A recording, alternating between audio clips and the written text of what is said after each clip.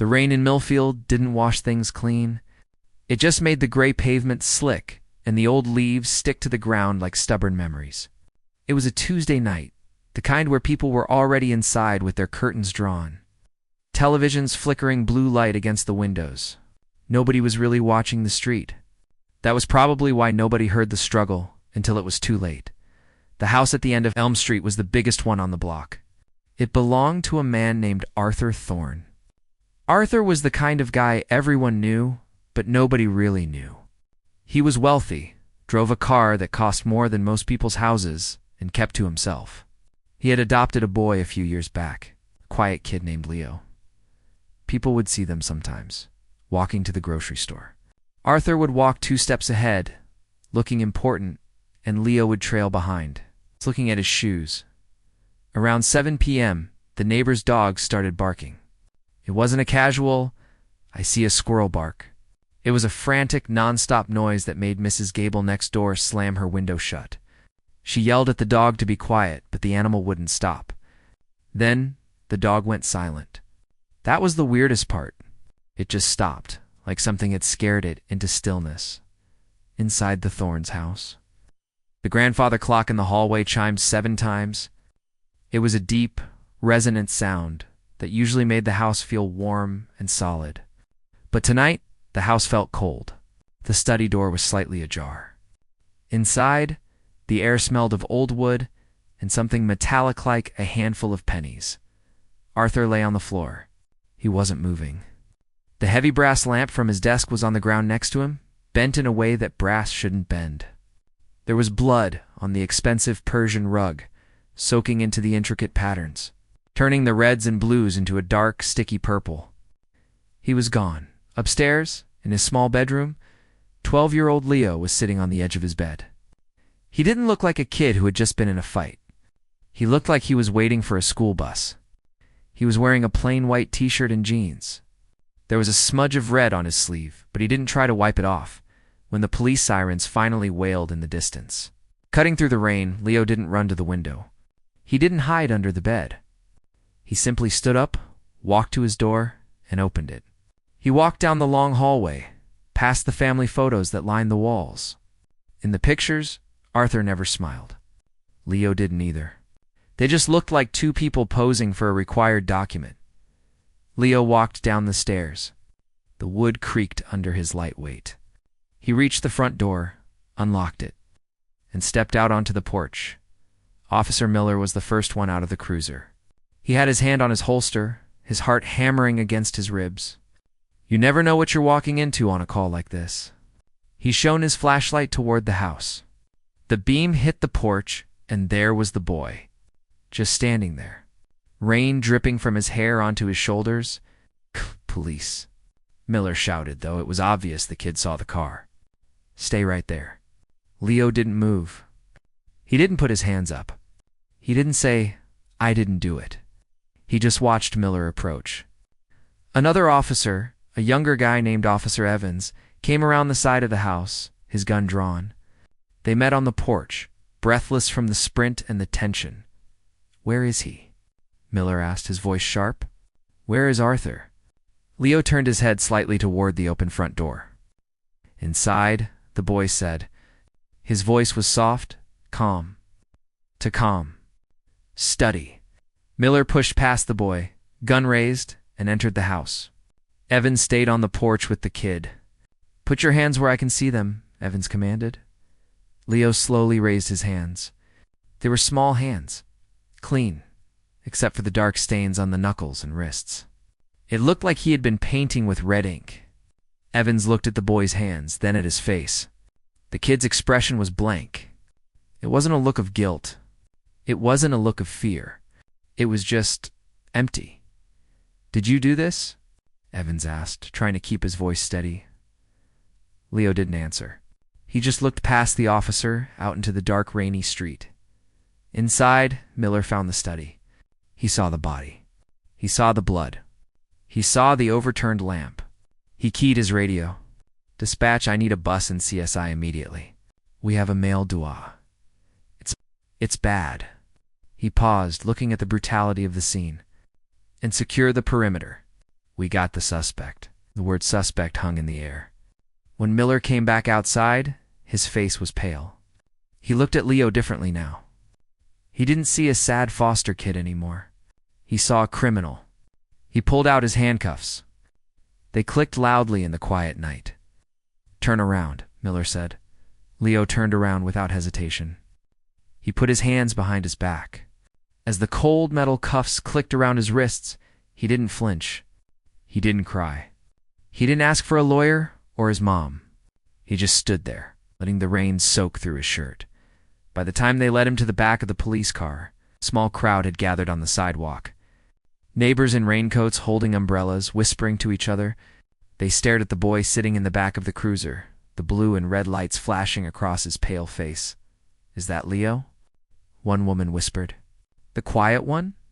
"He seems so nice," another voice murmured. "But I guess you never know." The rumors started before the police car even pulled away. People said Arthur was strict, maybe too strict. People said Leo was weird, never played with the other kids.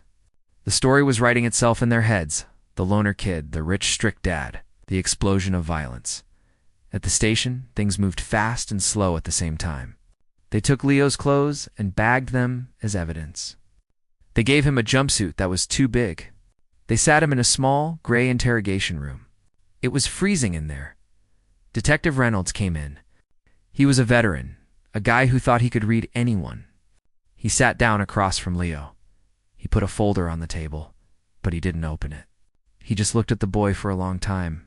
"We know what happened," Leo Reynolds said gently. "The house tells a story. Your hands tell a story. You don't have to protect him anymore." Leo looked at the detective. His eyes were dark, focusing somewhere on Reynolds' forehead. "Did he hurt you?" Reynolds tried. "Is that why it happened? Did he try to hurt you?" Silence. Reynolds sighed. He opened the folder. He showed a picture of the study. It was gruesome. "Look at it, Leo. Look what you did." Leo didn't look down. He kept his eyes forward. He didn't blink. It was as if he had turned off a switch inside his brain. The boy who could speak, who could say inside to the police, was gone. In his place was a wall. Hours passed. Reynolds tried every trick in the book. He tried being the bad cop, slamming his hand on the table. Leo didn't jump. He tried being the good cop, offering a soda, a sandwich. Leo didn't eat. He just sat with his cuffed hands resting on the metal table. Finally, Reynolds stood up. He had enough. "All right," he said, throwing his pen down. "Have it your way. But you're going away for a long time. And when you're sitting in that cell wondering why nobody listens to you, remember tonight. Remember that you had a chance to talk." Reynolds left the room.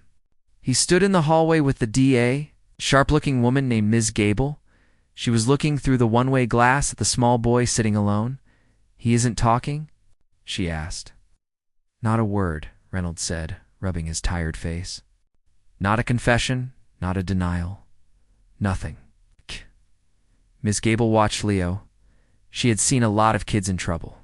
Most of them were terrified, angry, or confused. This kid was none of those things. He was a statue. "It's going to be a slam dunk," she said, closing her notebook. "The evidence is physical. The prints are on the lamp. He was there. We don't need a confession." "It's weird," Reynolds muttered. "Kids usually crack. They cry. They blame the video games or the movies. He just sits." "Maybe he's a sociopath," Ms. Gable suggested, her voice hard. "Maybe he just doesn't care." They walked away from the glass, leaving Leo alone in the fluorescent light. The camera in the corner hummed softly, recording his stillness. The town of Millfield slept easy that night, thinking the monster was caught. They thought justice would be quick. They thought a trial was just a formality, but they were wrong. They had arrested the boy, they had the evidence, and they had the body. But they didn't have the story. And in the silence of that interrogation room, the truth was sitting right there, locked behind a pair of lips that refused to move. Leo lowered his head to the table, closing his eyes. While the rain continued to beat against the police station windows, washing the streets of Millfield, but unable to wash away the mystery of what really happened inside that house. The courthouse was an old building made of heavy stone, sitting right in the middle of town like a giant gray elephant. It had huge columns out front that were supposed to make it look serious and important. But today, it just looked scary. The sidewalks were packed with news vans. Reporters stood in front of cameras, microphones in their hands, shouting over the noise of the traffic. They were all waiting for one thing: to see the boy who everyone said killed his father. Inside, the air was different. It smelled like old floor wax and coffee. The ceiling was so high that whispers sounded like echoes. People filed into the wooden pews, shuffling their feet, whispering to each other. They weren't supposed to talk, but they couldn't help it. Everyone in Millfield knew about Arthur Thorne. They all thought they knew what happened in that house. The double doors at the back of the room opened with a heavy thud. The bailiff walked in first, holding the door open. Then, Leo walked in. He looked smaller than he did on the news. He wasn't wearing handcuffs, but he might as well have been. He wore a stiff white shirt and a tie that was a little too tight around his neck. His lawyer, Miss Gable, walked right next to him. She looked tired. She had tried to get Leo to talk to her 100 times since the arrest. She tried to be his friend. She tried to be strict. She even bought him a candy bar once. But Leo never looked at her. He never looked at anyone. They sat down at the long table in the front. Across the aisle, the prosecutor, a man with a sharp face and a loud voice, sat sorting through his papers. He looked confident. He didn't need Leo to speak. He had the lamp. He had the fingerprints. He had the story of a boy who just snapped. "All rise," the bailiff shouted, the Honorable Judge Harrison presiding. The judge walked in, looking grumpy. He sat down and adjusted his glasses. He looked over the top of them at the courtroom, and then his eyes landed on Leo. For a second, the room went totally quiet. The judge stared at the boy, maybe waiting for him to squirm, maybe waiting for a tear. But Leo just sat there, staring at a spot on the wooden table in front of him. He looked like he was counting the grains in the wood. "We are here today for the arraignment," the judge said. His voice bounced off the walls. The trial moved forward in a slow, painful dance. The prosecutor stood up. He buttoned his jacket and walked toward the jury box. He wanted to make sure the 12 people sitting there hated Leo before they even heard the facts. "Ladies and gentlemen," the prosecutor began, his voice smooth and strong. "This case seems simple.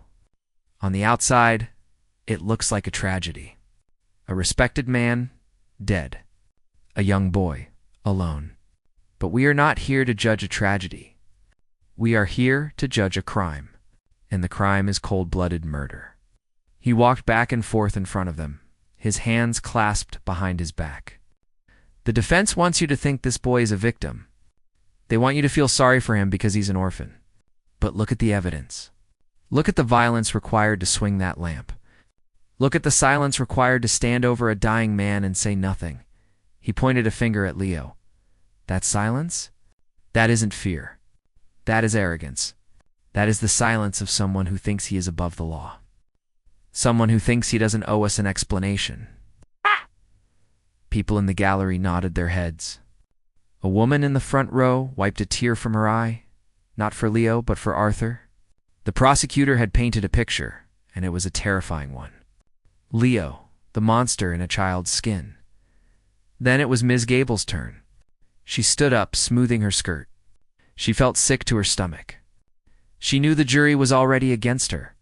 How could she defend a client who wouldn't even defend himself? "My client is 12 years old," she said, her voice sounding shaky compared to the prosecutor's. "He has lost the only father he has ever known. He is confused, he is traumatized, and he is terrified. Silence is not a confession, folks. Silence is a shield. When a child goes through something horrible, sometimes they just shut down." She looked over at Leo, begging him with her eyes to just look up, to cry, to scream, to do something human. But Leo stayed frozen. His face was like a mask. It made her argument feel weak. How could he be terrified if he sat so still? Days went by. The trial became a routine. The sun would stream through the high windows, lighting up dust motes dancing in the air. Witnesses came and went. The neighbor who heard the dog bark. The paramedics who arrived too late. The police officer who found Leo on the porch. Wait, did he say anything to you? The prosecutor asked the officer during his testimony. No, sir, the officer answered. He just said, inside. That was it. And did he show any remorse? Any sadness? No, sir. He was calm. Too calm. The jury wrote this down on their notepads. You could see the looks on their faces. They were disgusted by his calmness. In their minds, an innocent kid would be crying. A guilty kid would be lying. But a kid who just sat there? That was something they couldn't understand. So they feared it. During the lunch breaks, the courtroom emptied out. Leaving only the cleaning staff, Ms. Gable usually stayed, trying to go over papers. One afternoon, she leaned over to Leo.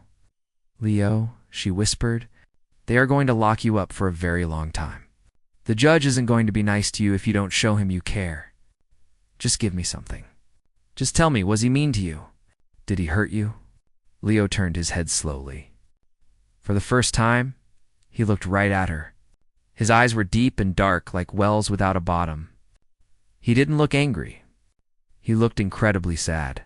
He looked like an old man who had carried a heavy burden for 1,000 years. He opened his mouth slightly. Ms. Gable held her breath. Maybe this was it. Maybe he was finally going to break the silence. But then he closed his mouth. He looked back down at the table. He picked up a pencil and rolled it between his fingers, back and forth. Back and forth. Ms. Gable sat back in her chair, defeated. It was like trying to talk to a brick wall. The tension in the room was so thick you could cut it with a knife. Every time the judge spoke, everyone jumped. Every time Leo shifted in his chair, 12 heads snapped to look at him. He was the sun in this solar system, and everyone was just a planet orbiting around him, pulled in by his gravity and his silence. The prosecutor called his last witness. He was a doctor, a psychiatrist who had evaluated Leo at the jail. Doctor, the prosecutor asked, is the defendant competent to stand trial? Does he understand what is happening? Yes, the doctor answered. He understands perfectly. He chooses not to speak. It is a choice, not a disability. Thank you, the prosecutor said, turning to the jury. He chooses silence. He chooses to hide his guilt. The judge looked at his watch. It was getting late. The shadows in the room were getting long, stretching across the floor like fingers reaching for Leo. We will take a short recess, the judge announced, hitting his gavel. The sound echoed loudly, bang, bang, bang. It sounded like a hammer hitting a nail, sealing a coffin. Everyone stood up as the judge left the room. The noise level rose immediately. People started talking, stretching their legs, complaining about the hard benches. Ms. Gable packed her briefcase, her hands shaking a little. She looked at Leo. Come on, Leo, she said softly. Let's go get something to eat. Leo stood up.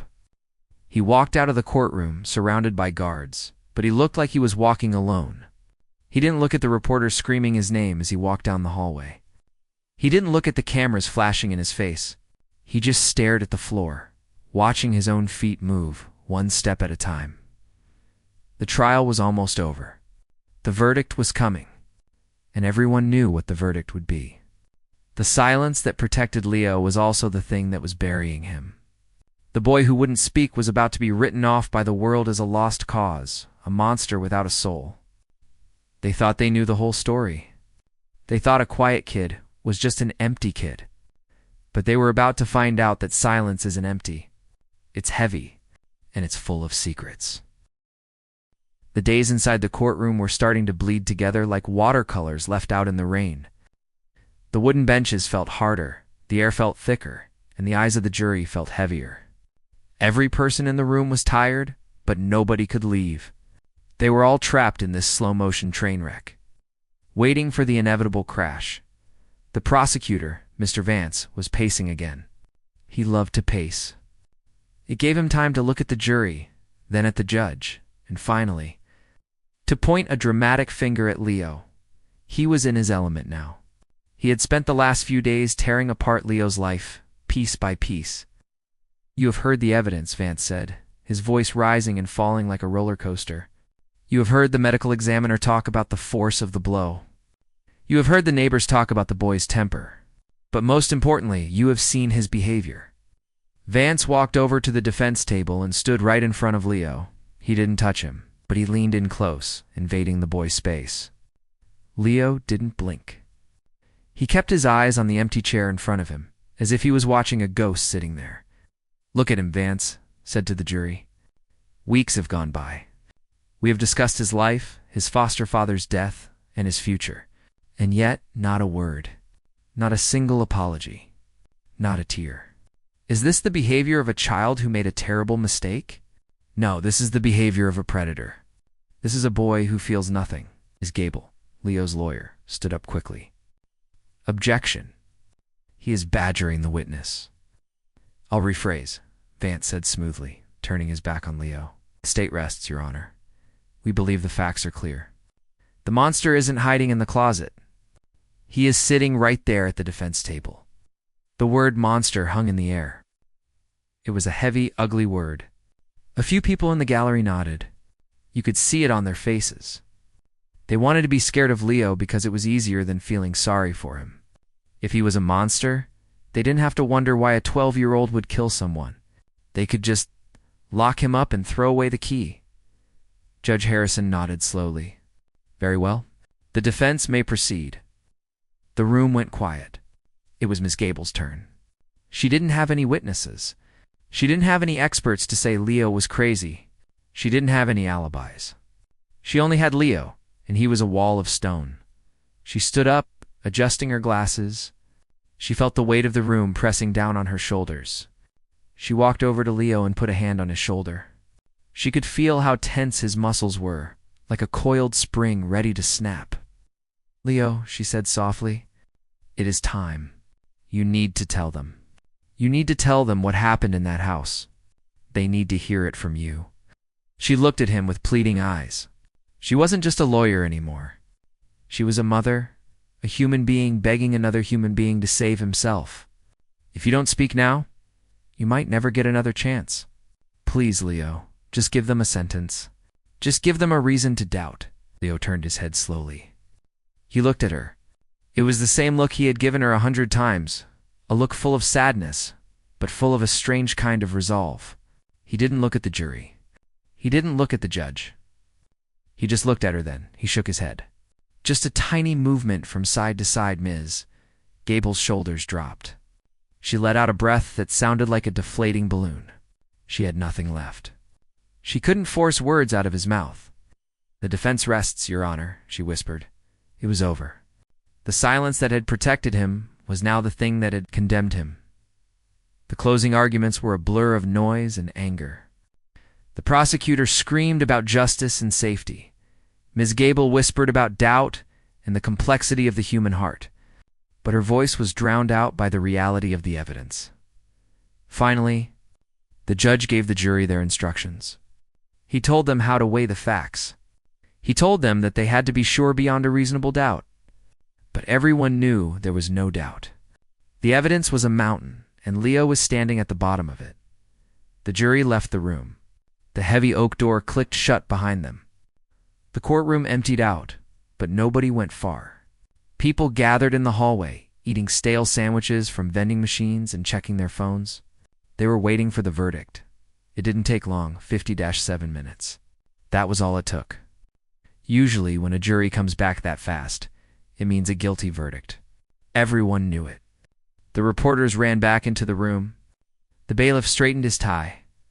Ms. Gable sat next to Leo, her hands folded in her lap.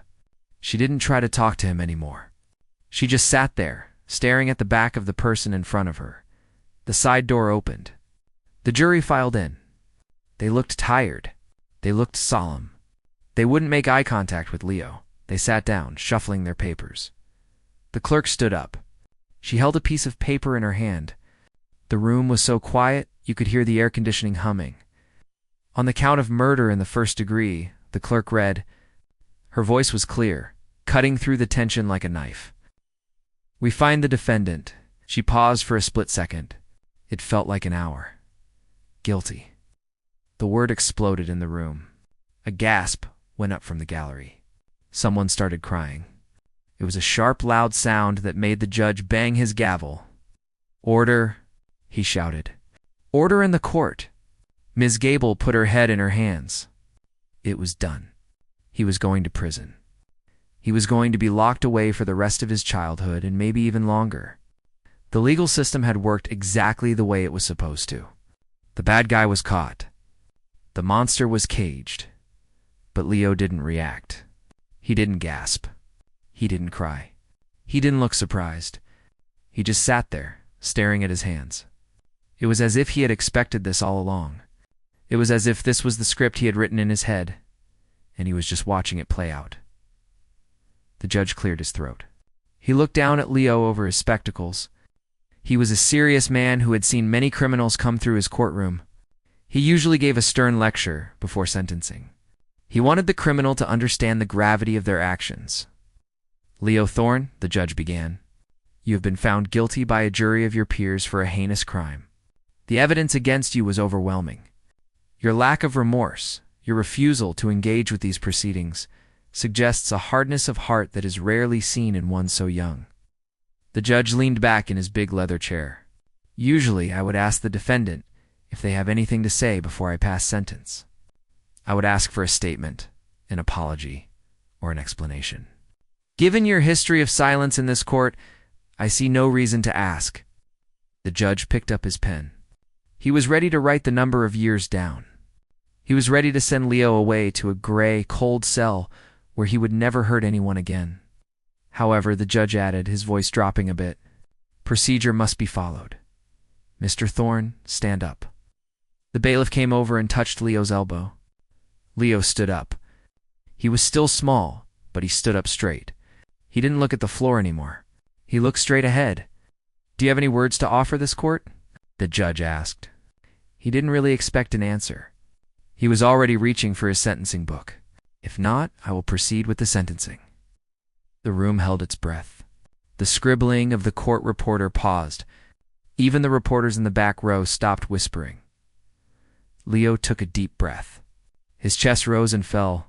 For the first time in the entire trial, the mask cracked. Just a little bit.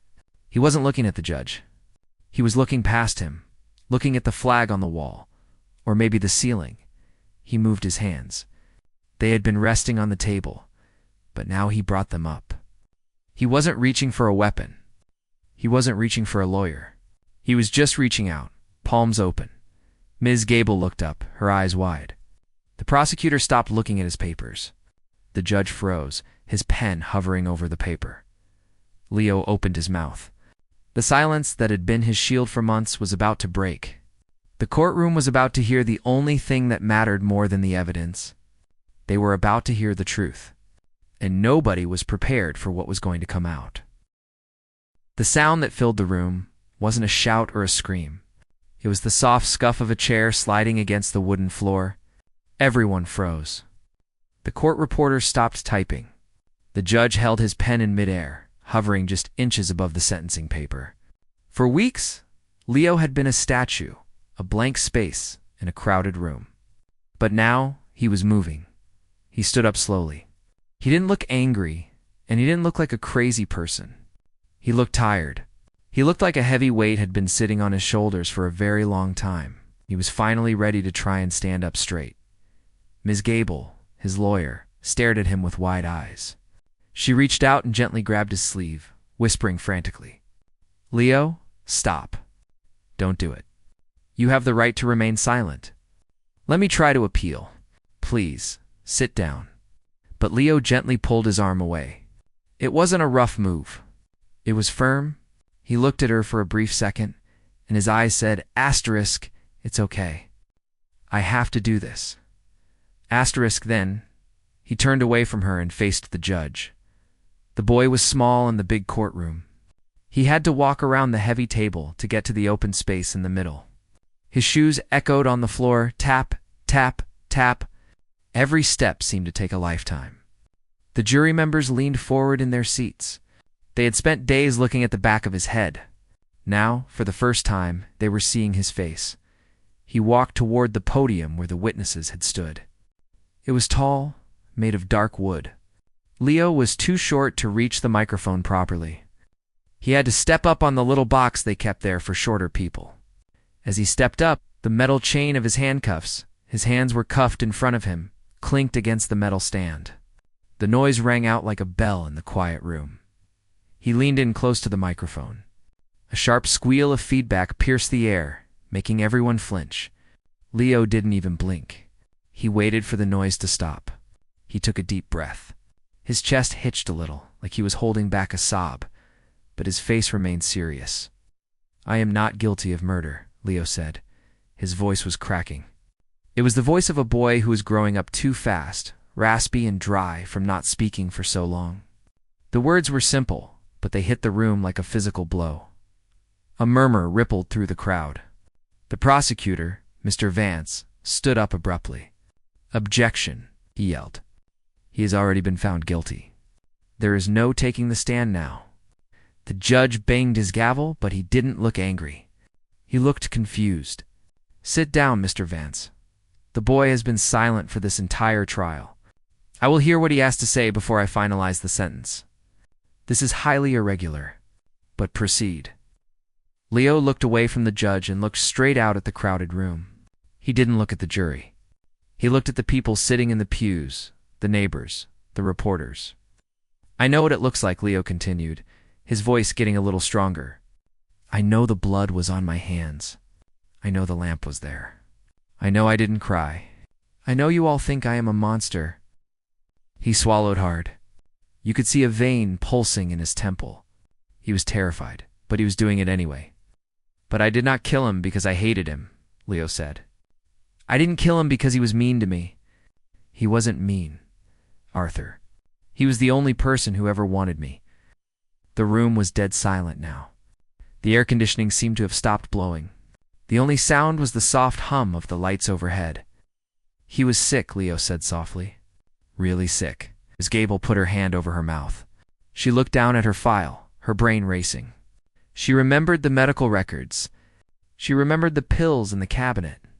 She had dismissed them as medication for stress or high blood pressure. She hadn't even thought to check if Arthur was dying. Leo wrapped his hands around the top of the podium, gripping it tight until his knuckles turned white. He had a disease in his brain. The doctors told him he had maybe 6 months, but they were wrong.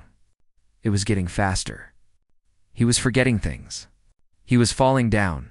He was in so much pain. Leo paused again, tears finally welling up in his eyes, but he refused to let them fall. He didn't want to go to a hospital. He didn't want to die in a bed with tubes sticking out of him, drooling on himself. He said he wanted to go out like a man. With dignity, the prosecutor stood up again, his face red. "Your Honor, this is speculation. This is a story he is making up to get sympathy. There is no medical evidence of this." The judge pointed his gavel at the prosecutor. "Mr. Vance, I will hold you in contempt if you interrupt him again." "Continue, Leo." "He called me into the study that night," Leo said, his voice shaking. "He had the lamp. He told me what to do. He begged me. He was crying. He said, 'Leo, please. I can't do it myself. My hands won't work anymore. Help me. You have to help me.'" A loud sob came from the back of the room. It was a neighbor, Mrs. Higgins, who had known Arthur for 20 years. She was crying into her handkerchief. "I didn't want to do it," Leo whispered into the microphone. "I loved him. He was my dad. But he was hurting so bad. He told me that the insurance wouldn't pay for the hospice care he needed. He said if he died sick and slow, the bills would take the house, and I would have nothing. He said this was the only way to protect me." He looked down at his handcuffed hands. He held my hands. He guided me. He made me promise that I wouldn't tell anyone. He said if people knew it was a suicide or that I helped, the insurance wouldn't pay anything at all. He made me promise to take the secret to my grave so I would be safe. He said he would rather I go to jail than live on the street. "He sacrificed himself," Leo said, looking up, his eyes wet and fierce. "He died thinking he was saving me. He took the blame, even in death. He let me hit him because he loved me enough to let me hate him, just so I could have a life." The courtroom was in shock. The story had flipped completely in just a few minutes. The monster wasn't a boy who killed for fun. The monster was a disease that tore a family apart. The murder was an act of mercy, twisted by a desperate promise. "Why didn't you say something before?" the judge asked, leaning forward. His voice wasn't booming anymore. It was gentle, almost sad. "Because I promised him," Leo said simply. "He made me swear on his old dog's grave. He said, 'Leo, silence is the price you pay for safety.' I thought I was doing the right thing. I thought I was keeping my word." Leo looked straight at the judge. "I am guilty of loving my father too much. I am guilty of listening to him when I shouldn't have. But I am not guilty of murder. I didn't take his life.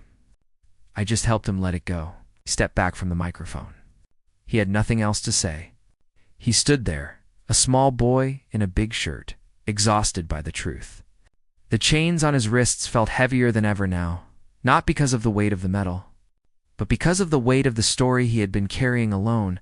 The judge looked down at his paperwork, then at Leo, then at the weeping woman in the back row. He took off his glasses and rubbed his eyes. The easy verdict was gone. The simple story of a bad kid was gone. The silence was broken, and the truth was messy and painful and incredibly human. "Court is recessed," the judge said softly, "until tomorrow morning." He banged the gavel, but it didn't sound like an ending. It sounded like the beginning of something much harder than a trial. It sounded like the beginning of trying to understand what forgiveness really looks like. The morning sun didn't feel warm when it finally broke through the heavy clouds outside the courthouse. It felt harsh and exposing. The town of Millfield was waking up to a very different story than the one they went to sleep with. The rumor mill had churned all night. Phones had rung off the hook. By the time the bailiff opened the heavy oak doors at 9 a.m., every seat in the house was filled. People were standing in the back, craning their necks, hoping to get a look at the boy who had broken his silence. The mood in the room had shifted completely. 2 days ago, the air was thick with anger and judgment.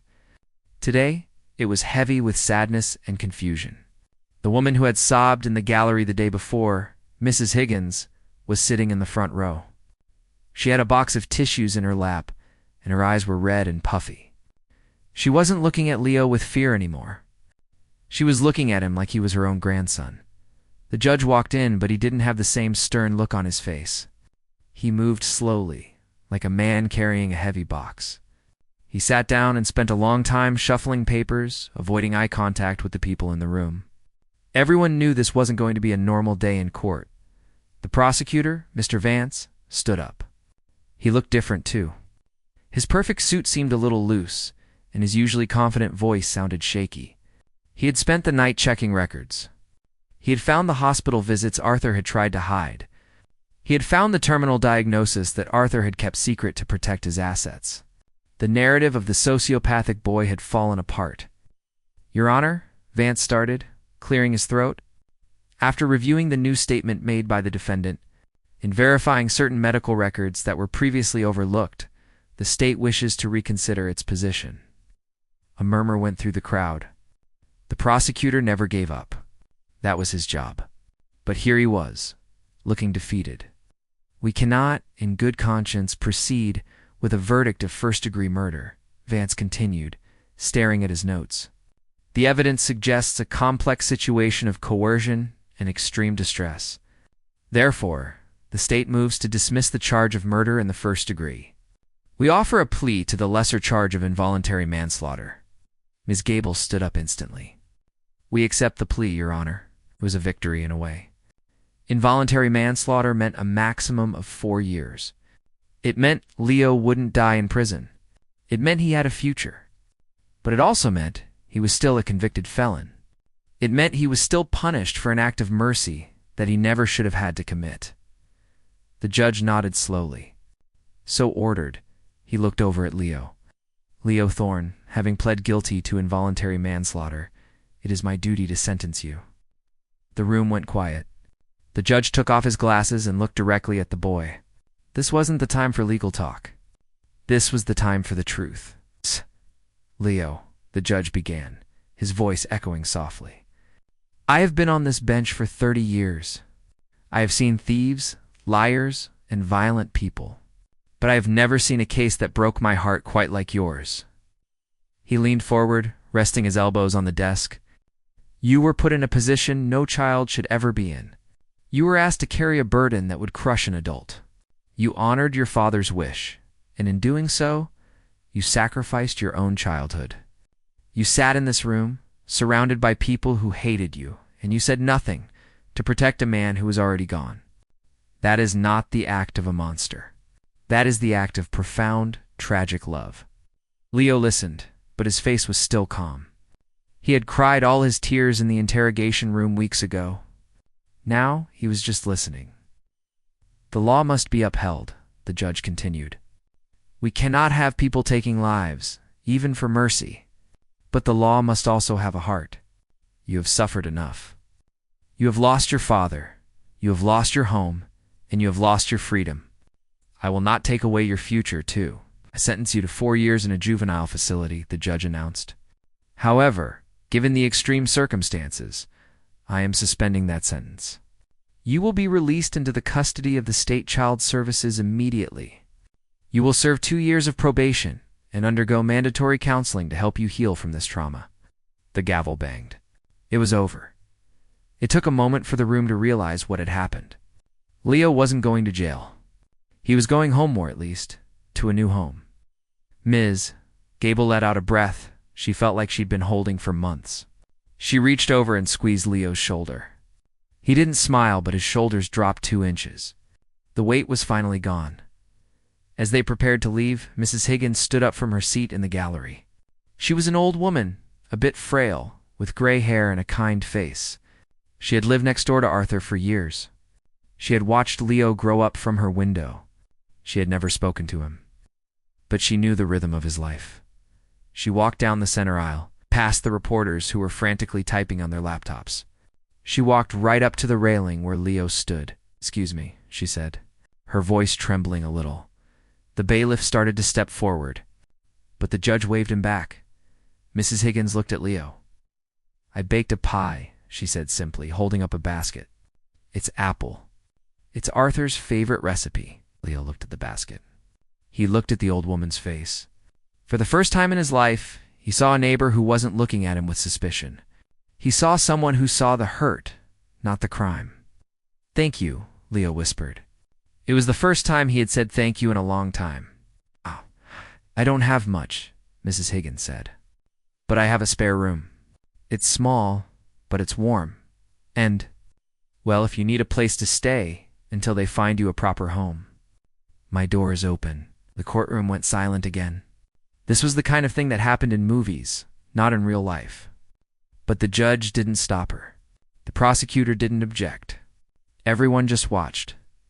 Leo looked at Ms. Gable. She nodded, tears in her eyes. "Okay," Leo said. They walked out of the courthouse together. The flash bulbs from the cameras went off like lightning, blinding and bright. Reporters shouted questions. "Leo, how do you feel?" "Leo, are you sorry?" "Leo, what do you want to say to your dad?" Leo stopped on the top steps of the courthouse. He looked out at the crowd, then up at the sky. The rain had stopped. The air smelled like wet pavement and new beginnings. He didn't say a word to the reporters. He just took Mrs. Higgins's hand. It was a small hand in a wrinkled old hand. It was a connection. They walked down the steps, away from the noise, away from the judgment. Later that evening, the sun began to set. Leo was sitting in Mrs. Higgins's kitchen. It was a cozy room filled with knickknacks and the smell of cinnamon. There was a slice of apple pie on a plate in front of him. He took a bite. It was sweet and tart. It tasted like memories. He looked out the window, toward the house next door. It was dark now. The police tape was gone, but the house looked empty. It was just a building of wood and brick now. The spirit that lived there was gone. Leo realized that his silence hadn't just been about a secret. It had been about grief. It was his way of holding on to Arthur. But speaking up hadn't let Arthur go. It had set them both free. He took another bite of pie. He looked at Mrs. Higgins, who was humming softly while she washed dishes. "I like apples," Leo said quietly. Mrs. Higgins turned around, a warm smile spreading across her face. "I know, dear. I know." The silence in the kitchen wasn't heavy anymore. It wasn't the silence of a courtroom or a prison cell. It was the quiet, comfortable silence of a life moving forward. The boy who didn't speak had finally found his voice, and it had changed everything.